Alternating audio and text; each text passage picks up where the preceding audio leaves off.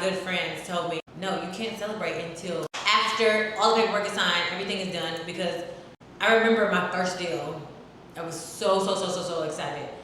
And it ended up being a probate deal. So we got it under contract. It was super easy. I was like, oh shoot, if I can do this one time, I can keep doing this. Got the deal under contract in May.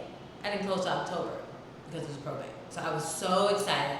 Then the day kept moving. It was so many little pieces. Now it did end up closing, thankfully, but also getting to a point where you get everything under contract, everything's done, and then the buyer says, I don't want it.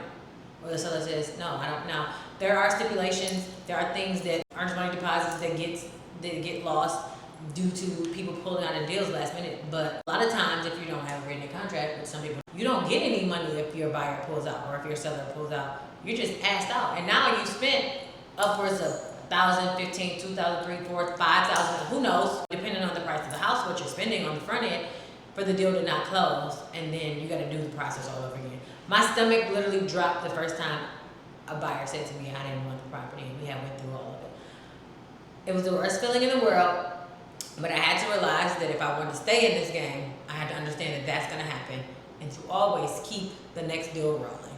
Keep in mind, keeping the next deal rolling, because it's going to happen.